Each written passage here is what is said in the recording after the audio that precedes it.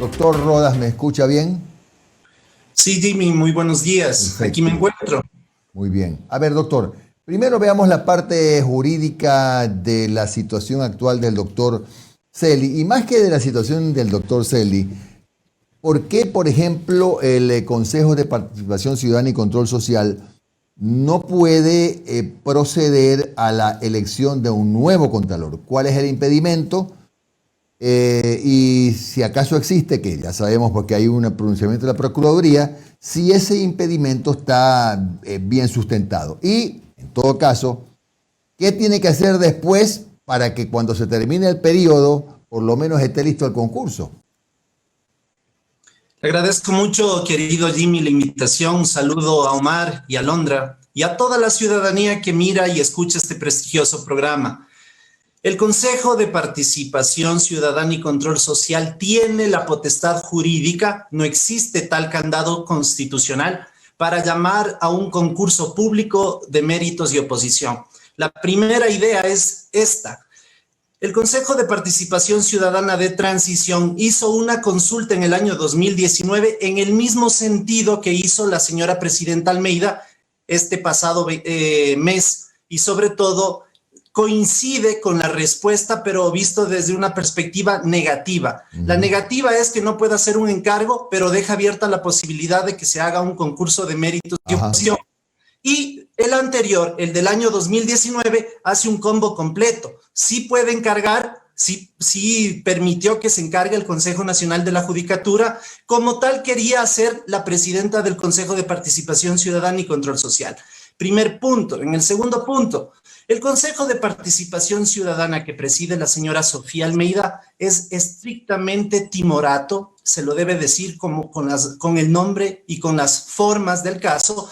Cuidan más su puesto, la vigilancia y el control social al que ellos están abocados y que constitucionalmente es un mandato. No tienen la interesa, están más preocupados de la elección de la presidenta o presidente, perdón, de este organismo en estos días, a que resolver un problema de fondo que el Frente de Perjudicados por la Contraloría General del Estado, al cual yo soy su vocero, viene preocupado permanentemente. Hemos pedido que nos reciban en comisión abierta, no nos han dado respuesta, nos han dicho que no son legal ni constitucionalmente llamados a hacer este tipo de ensayos.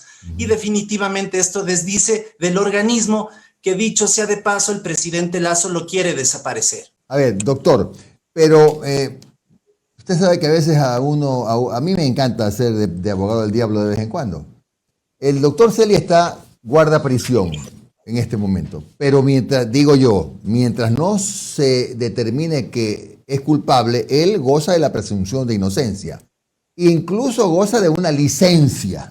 Entonces, ¿cuál es el mecanismo para justificar la sustitución, el nombramiento, la elección del nuevo contralor, si el contralor que está guardando prisión todavía tiene el uso y goce de algunos espacios como vacaciones y de la presunción de inocencia? Existe un vacío legal en cuanto a la subrogación de funciones. Esto lo ha señalado esto lo ha señalado el Ministerio del Trabajo. La subrogación de funciones es una catarsis que genera, y hay incluso memes, ¿no? La subrogante del subrogante es ilegal e ilegítima. Esa posición administrativa debe ser consultada no solo al señor Procurador General del Estado, que responde de manera preocupante cuando él señala nombre y apellido y no hace de carácter constitucional, punto uno, y punto dos, cuando él hace una suerte de disposición. El Procurador General del Estado, en una perspectiva jurídico e incluso política, lo que está cuidando son los muebles del señor Celi. Hay que ser categóricos en decir las cosas como son. Y finalmente, el señor Celi tiene activado un juicio político desde el mes de mayo, lo dijo ayer el señor Lloren en su programa, donde el señor Villavicencio tiene guardado bajo 5 llaves ese tema político que es de mayor impacto, sin hacer de menos el gravísimo incidente que tiene el señor defensor del pueblo. Es evidente de que lo de la Contraloría es un problema muy estructural. No lo digo yo, lo dicen el centenar de glosas desvanecidas de manera antitécnica, de manera ilegal y sobre todo ilegítima. Es el perjuicio económico generado por más de 5.000 millones de dólares a los ecuatorianos. Eso que se escuche con la atención del caso.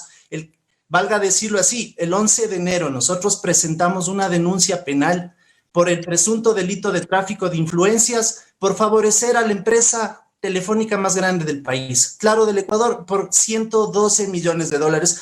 Y sobre eso la señora fiscal ya no ha hecho nada, las diligencias están ahí, han precautelado más bien elevar a un tema de conmoción nacional el desvanecimiento de glosas por el jalón de orejas que le hizo Estados Unidos de América, el Departamento de Justicia de este país, y nosotros quedamos como procesados, más bien cuidándonos entre nosotros y viendo qué está pasando, ¿no? Doctor, Eso es muy preocupante. doctor, a ver, por lo que le escucho, parecería ser que el mecanismo más, no sé si idóneo, pero el más cercano, si es que se quiere llegar a una destitución, es el juicio político, ¿verdad? Por esa vía, si ahí no cuenta vacaciones, ni presunciones de inocencia, ni nada, porque eso queda reducido al marco de lo penal, al ámbito de lo penal. Así es, el juicio político es el camino correcto, digo yo, es el camino legítimo para que los legisladores también se den un baño de verdad, conozcan a fondo las causales por las cuales se ha pedido ya tiempo anterior con la asamblea que terminó. Y la nueva en funciones debería dejar de proteger, porque eso es lo que nos está haciendo pensar desde la comisión de fiscalización que preside este señor que antes era amigo del señor Celi, luego se declaró enemigo, vuelve a ser amigo. Y bueno, en definitiva, los famosos aladides de la lucha anticorrupción, ojalá tengan la sensatez y sobre todo la acuiciosidad de emprender con algo que es legal y necesario. Ya, doctor, yo leía hace un rato un tuit suyo donde dice que aún existe una estructura dentro de la Contraloría que estaría un poco, no sé si repitiendo o cuidando, qué sé yo, qué cosas de la actuación del Contralor aún en funciones del doctor Celi. ¿Por qué dice usted eso? ¿Qué pruebas tiene? Bueno, pues mi querido Jimmy, la semana que viene vamos a presentar una nueva denuncia penal en contra de la titular subrogante del subrogante por el presunto delito de tráfico de influencias. ¿Por qué? Han desvanecido glosas con el carácter de reservado. Tengan en cuenta ese término que únicamente se suele hacer cuando se manejan dineros por seguridad del Estado, seguridad nacional. Y en definitiva, nosotros, funcionarios de adentro que confían en nosotros, gracias a esa legitimidad y sobre todo al ejercicio pleno de la participación ciudadana y control social que lo hemos hecho y considero que lo hemos hecho bien, de tal suerte que nosotros consideramos que esta mafia, este grupo de gente inescrupulosa que cuida su bolsillo, que extorsiona, que persigue, debe finalmente ser investigado. Ahora, para ver si lo entendí bien, en la actual subrogación se han desvanecido esas glosas que usted dice.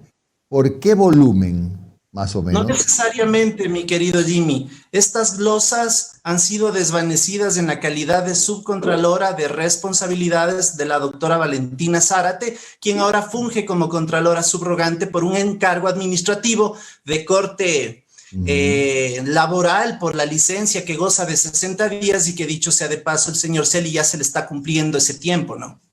Le decía, tienen ya más o menos analizado, sin que me dé detalles, si no puede, un monto de estas glosas desvanecidas con este procedimiento, este mecanismo que usted llama reservado, confidencial o como sea. Son alrededor de 25 millones de dólares los que ha desvanecido esta señora en el cargo de subcontralora de responsabilidades. Tenemos los números de glosas, de resoluciones y las fechas que oportunamente tendremos también el material necesario, pero esta es una tarea de la señora Fiscal General del Estado. Continúe, por favor. Pero, ¿hay algún indicio? ¿Cómo está? Omar Jaime saluda. ¿Indicio de por dónde van esos desvanecimientos de glosas? ¿A quiénes son los beneficiarios o los terceros beneficiados? Nosotros lo vamos a hacer a conocer, primero que nada, mi querido Omar, un fraterno saludo. Igualmente, lo vamos a conocer a través de una rueda de prensa que probablemente lo hagamos la siguiente semana. No queremos dejar pasar en alto lo siguiente. el señor Celi decía que no conocía los problemas que ocurrían. Sin embargo, la administración del doctor Pollitt tuvo la sensatez, porque no todo es malo, hay que decir las cosas como son, de dejar más de $1.000 millones en glosas, en responsabilidades civiles e incluso indicios de responsabilidad penal. Vino el señor Celi y desvaneció todo. Metro de Quito, Alcaldía de Quito, empresas constructoras y demás. Ahora, el señor Celi también a sus subalternos ordenaba, no lo digo yo, lo dice el señor Luis Miño. Sí, en la cooperación eficaz que accedió a la Fiscalía General del Estado. El día de hoy voy a poner un tuit sobre la cooperación que ventajosamente tenemos el documento. Nosotros conocemos, dice Luis Miño, de que habían disposiciones del Contralor General para desvanecer glosas o para perseguir a determinados actores. El caso de Jorge Yunda, hay un examen especial que se aprueba después de un IRP. Eso técnica y jurídicamente es inviable. Pero la coyuntura política le hizo lanzarle al lodo al señor Yunda. Yo no tengo ningún afecto ni desafecto, me parece que es un tipo también timorato, bastante subjetivo en sus pronunciamientos y sobre todo aquí está hecho un relajo, pero eso es otra cosa. En todo caso, el proceder de la Contraloría en determinado momento ha beneficiado a unos y ha perjudicado a otros. Y la señora Zárate ha sido el brazo derecho permanentemente desde que el señor Celi rompió la acción de personal. Esta chica era secretaria, luego pasó a ser subcontralora de responsabilidades, y en esa potestad de subcontralora es que ella desvanece glosas de algunos temas, y dicho, como ya señalé, mejor dicho, en el marco de algo llamado glosas de carácter reservado. Doctor, a ver, escuchándolo, y esto es una opinión netamente mía, ¿hay un bloqueo por parte de Fiscalía a investigar todas estas situaciones en Contraloría?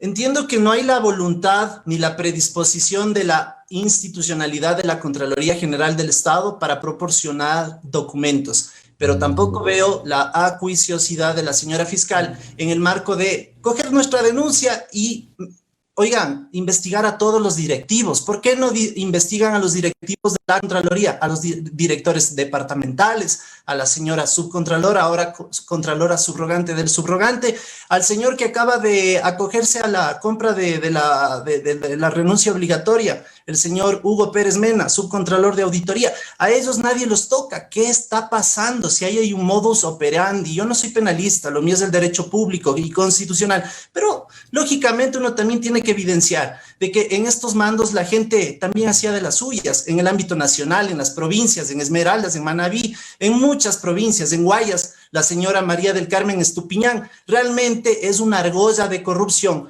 y que que está aquí en el tiempo nos ha dado la razón, justamente los procedimientos espurios que han venido manejando. Y en ese contexto, lo único que nosotros decimos es a la señora fiscal que investigue lo que nosotros hemos presentado y lo que vamos a seguir presentando. Bueno, a ver, en todo caso, la señora fiscal sí hizo una gestión importante que terminó en la aprehensión del doctor Celi, y esto ha venido trayendo alguna cola bastante larga. Entonces, no sé si puntualmente no tenga la voluntad. Usted es el que lo sostiene, ¿no? No sé si no tenga la voluntad de seguir investigando a los directores como usted lo manifiesta. ¿Usted cree aún con eso que no tiene la voluntad?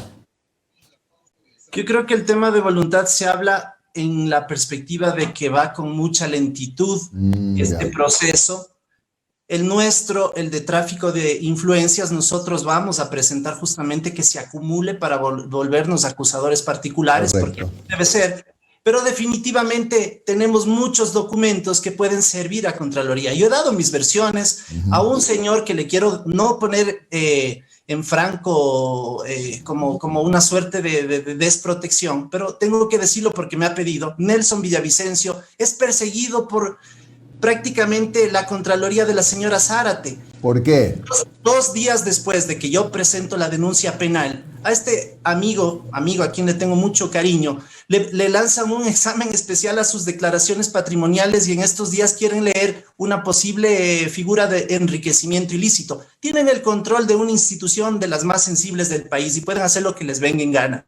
Pero este ejemplo patético, además, es evidente que muestra una persecución de la institución, porque ¿quién es Nelson Villavicencio? Es nada más y nada menos la persona a la que le obligaron a desvanecer 112 millones de dólares en favor de Claro, y que no lo hizo, de tal suerte que también existimos, y me sumo, personas honestas que conocemos del control estatal y que hemos manejado una lógica de control social, pero que definitivamente los grandes medios nos ocultan. Y nosotros no tenemos ninguna cosa que decir, sino que en las redes sociales, como habrán visto permanentemente desde el Twitter, develando los actos de corrupción de manera objetiva y sobre todo siempre responsable. Doctor, yo no sé si me equivoco, pero no he visto todavía algo palpable, algo que se pueda tocar respecto de las declaraciones que hizo la señora Contralora Subrogante cuando dijo que la Contraloría la habían quemado desde adentro. Me pregunto si ese proceso sí está en investigación. Confieso que desconozco detalles. En realidad, hablo por lo que yo viví. En mi declaración, la fiscal que está a cargo de la investigación de las Torres me preguntó sobre qué sabía sobre este tema del incendio. Y dije lo que siempre manifesté desde el mes de octubre en adelante. Entiendo que hay una lógica de que el estratega militar, me refiero a Celi, descuidó la protección del ente de control. Carros de las autoridades fueron sacados, los guardias de seguridad fueron sacados a eso de las 3 de la tarde. Hay una lógica de descuido, por decirlo menos, y finalmente hay unos procesados que nada tuvieron que ver con el tema. Finalmente, la señora Zárate pone la cereza al pastel al decir que el incendio fue desde adentro y no desde afuera. Eso ya deja mucho que decir, mucho que pensar, y en esa perspectiva nosotros hemos señalado de que se debe investigar insistentemente al estratega militar, al académico que funge en temas de estrategias militares, y que obviamente el nombre es Pablo Celi de la Torre.